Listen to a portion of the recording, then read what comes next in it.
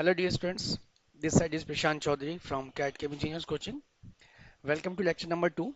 In the last lecture we discussed about the introduction part, also some basics कि GD&T क्या होता है और जो GD&T है इसका जो बेनिफिट है वो यूज़ होता है टू अवॉइड कंफ्यूजन, कोई स्क्रैप ना हो, रिवर की स्थिति ना आए, तो ओवरऑल एक तरह से प्रॉफिट को बढ़ाना, लॉस को कम करना, इस चीज़ में GD&T का रोल होता है क्योंकि it is a mode of communication. The drawing होती है मोड ऑफ कम्युनिकेशन, उस कम्युनिकेशन को सिस्टमेटिक करने के लिए, विद सिस्टम से काम करने के लिए देन वी यूज़ GD&T।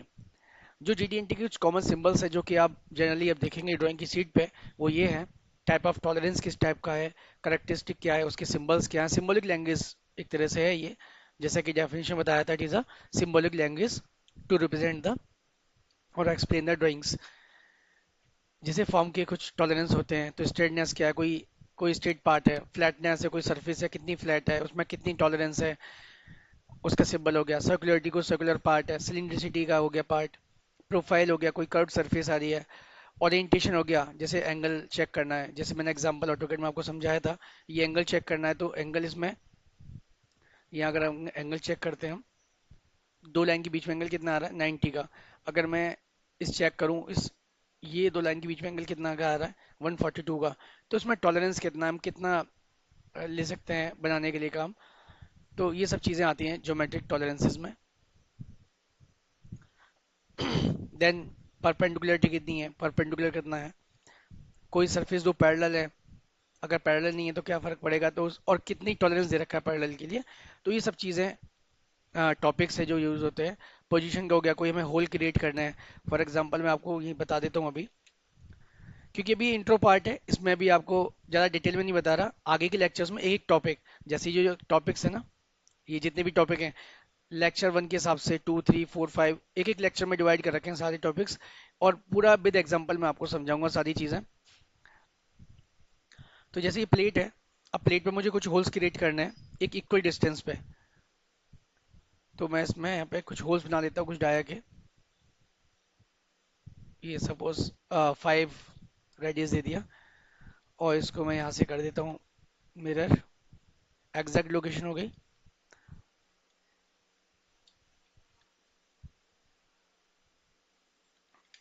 इनको भी इधर, तो ये इस तरह से 4 होल्स हो गए, तो इनकी पोजीशन क्या है, एग्जैक्ट क्या है, और थोड़ा बहुत अगर फर्क आ जाए तो कितना टॉलरेंस है इस तरह से एक्यूरेसी कितनी वेरी कर सकती है, ये चीज़ें ये पोजीशन के अंदर आएंगी।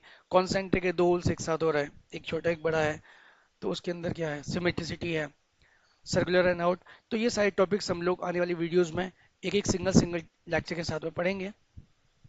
Next, how does GD&T help manufacturers to avoid scrap and rework. Obvious सी बात है, जब कोई ड्राइंग है अगर वो पूरी तरह से कम्प्लीटली डिफाइंड है, उसके सिंबल्स क्लियर है, उसकी जो मीनिंग है वो क्लियर है, तो ऑब्वियस सी बात है कि हम काम को और एफिशिएंटली कर सकते हैं विदाउट एनी कंफ्यूजन।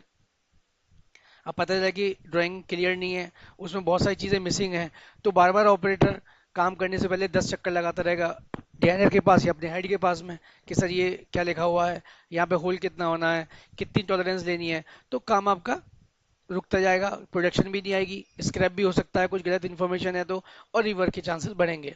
तो इन सब चीज़ों से बचने के लिए हम लोग एक प्रॉपर परफेक्ट लैंग्वेज यूज करते हैं, that is GD&T। They have a precise and functional definition. Because of this, you can lose your tolerances. This means more parts will be available to pass inspection, which in turn enables a lower production cost. जो मैंने आपको समझाया अभी, the precise and functional definitions tell the inspector exactly how to align the parts and what to measure and how to calculate the measurement correctly। मतलब एक तरह से पूरी क्लियर पिक्चर मिल जाती है एक ऑपरेटर को कि मुझे किस तरह से चीजें आगे करनी है। When used properly by well-trained personnel, geometric tolerance and dimensioning and tolerances allows efficient communication between designer and methodology departments, helping to eliminate false positives and false negatives। मतलब परफेक्ट तरीके से अगर यूज होगी तो सारी चीज़ें एकदम स्मूथ होती हैं विदाउट एनी कंफ्यूजन। और इट इज़ अ प्रैक्टिस में जो तो जितने भी प्रैक्टिकल वर्क होता है सारे प्रैक्टिस में GD&T रहती है उन ड्राइंग्स पे भी, और विदाउट GD&T तो कोई वर्क होता ही नहीं है। तो ये सब इंट्रो का पार्ट हो गया, इसको आप रीड कर लेना, थैंक यू।